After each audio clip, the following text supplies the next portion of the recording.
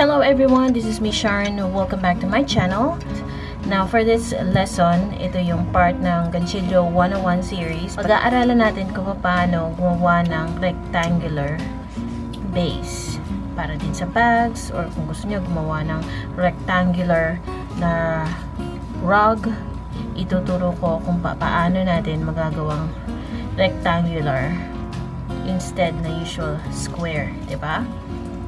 So, in the past videos of Gantsilyo 101, pinakita ko sa inyo kung paano yung mga crochet basics, hanggang sa kung paano mag-work in the rounds, and kung paano mag-close ng round with a slip stitch. So, hindi ko pa na ituturo kung paano ang mag-work in spiral rounds. Pero bago doon, ituturo ko muna itong mas simpleng pag-aralan, kasi since nalaman nyo na din naman kung paano mag-work in rounds.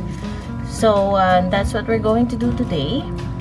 Now, for the crochet hook, meron akong recently in-unbox na mga crochet hooks.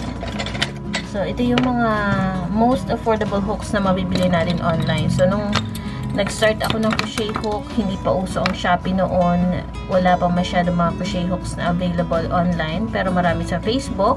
And of course, kung yung iba sa atin hindi masyadong kaya yung mga mamahaling crochet hooks. So, totoo, meron mga mamahaling crochet hooks na nag-range from 1,000 pag mga simple lang at walang handle. Meron din naman yung worth 3,000 plus. So, meron ako nabili na mamahalin, at meron akong review regarding doon sa crochet hook set na yon. So, doon sa mga bago pa lang, ito yon.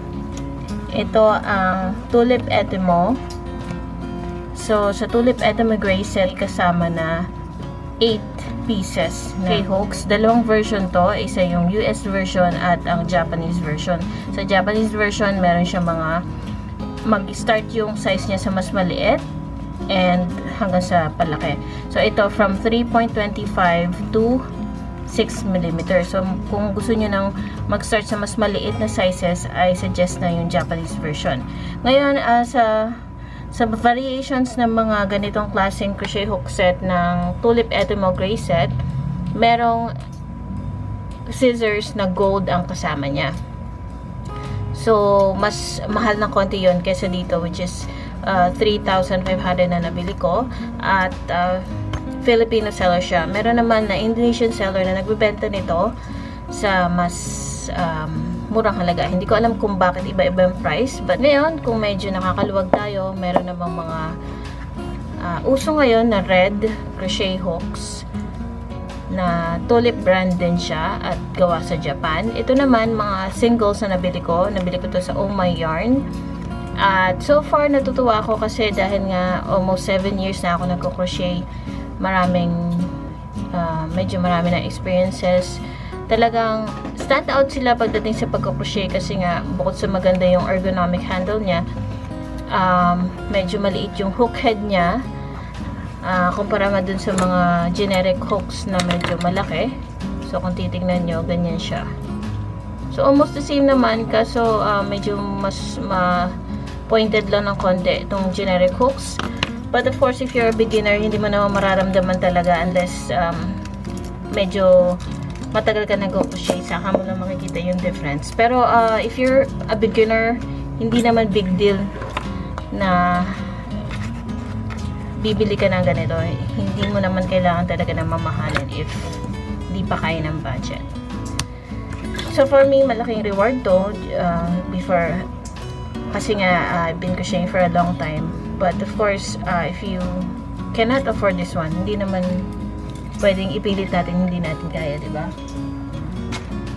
So before I have bought that expensive crochet hook set, marami din akong mga set ng crochet hooks na nabili ko online na mas mura kumpara doon. Like this one, ito yung latest na crochet hook set na nabili ko, which is amounting to 318. Free shipping sa Shopee. Yun ang murang options when you're buying crochet hook set, lalo na sa Shopee, kasi nga minsan nag-free shipping sila, so hindi mo na kailangan bayaran dahil if may shipping fee na babayaran. So, magiging 318 plus 60 pesos. So, malaking bagay din yung naawas nung nabili ko siya, free shipping. So, ginamit ko itong crochet hook na to. Ginamit ko yung number 4 na crochet hook set para sa project na ito. Kasi ang brand nito is Love Nuts. It is 100% acrylic. And ang recommended hook size niya is number 4 or 4mm crochet hook. Alright, so since we're going to use a small rectangle base, so ang gagawin ko is ito na lang munang scrap yarn. So to start, we're going to chain about 15. So we're going to make a slip knot. And then we're going to chain 15. 1, 2, 3, 4, 5, 6, 7, 8, 9, 10, 11, 12, 13, 14, 15. At ngayon, magdadagdag tayo ng 3 chains. Tapos, on the 4th chain from hook, maglalagay tayo ng 1 double crochet. So, sa corner na to, maglalagay tayo ng chain 2 at 2 more double crochets into the same stitch. So, bali ito yung half ng rectangular granny square natin. So, after this, we're going to continue working 1 double crochet into each stitch except when we get to the last chain.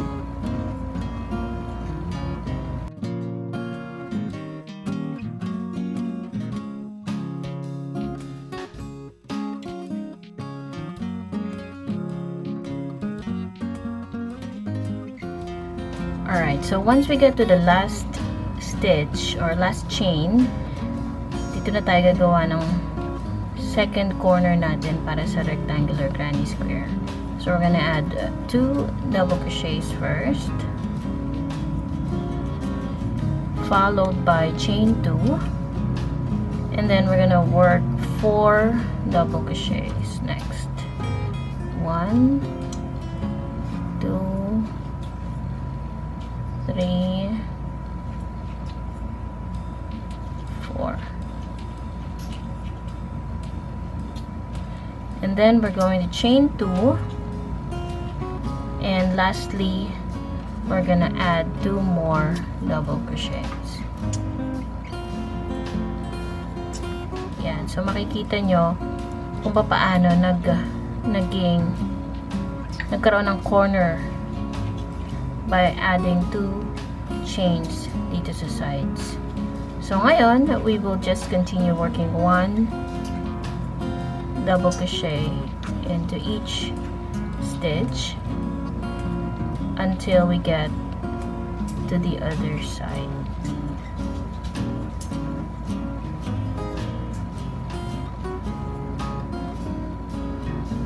Here.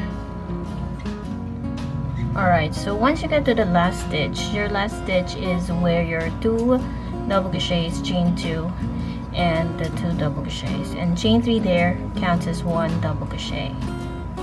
So now we will just add 2 double crochets, chain 2, and lastly 2 more.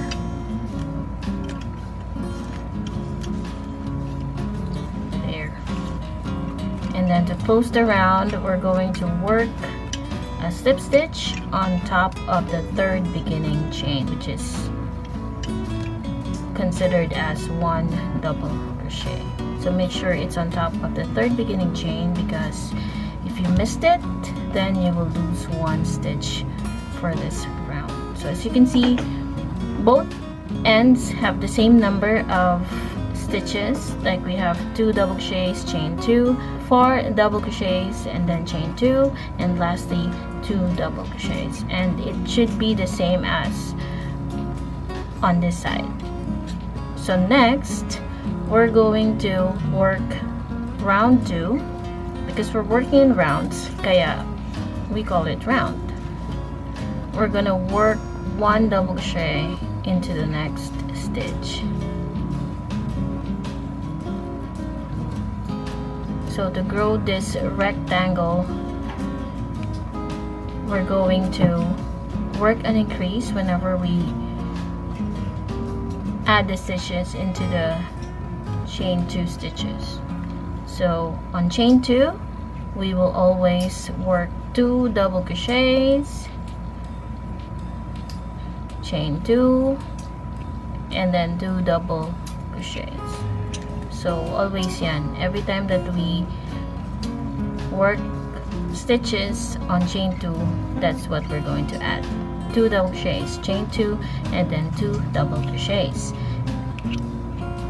Once we get to the individual double crochets, do not forget this stitch because this is where we're gonna add our first double crochet, and then keep working double crochet until we get to the last double crochet stitch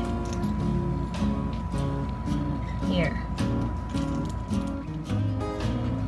So once we get to the chain 2 space, we're going to work 2 double crochets. So 2 double crochets, chain 2, and then 2 double crochets.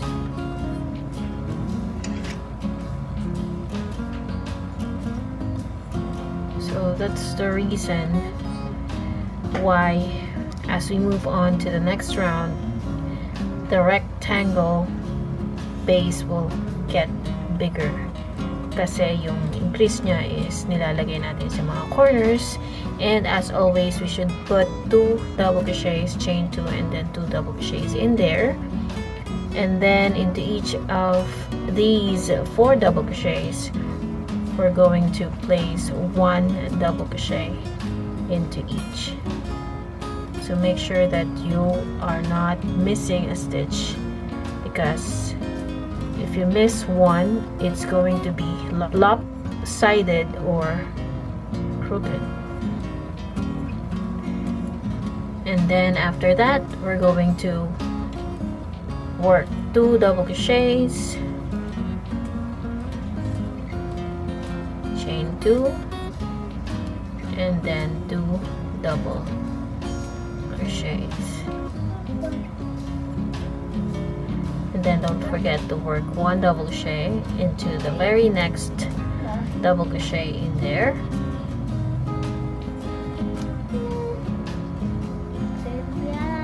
And then keep working that 1 single crochet into every stitch until we get to the chain 2 space.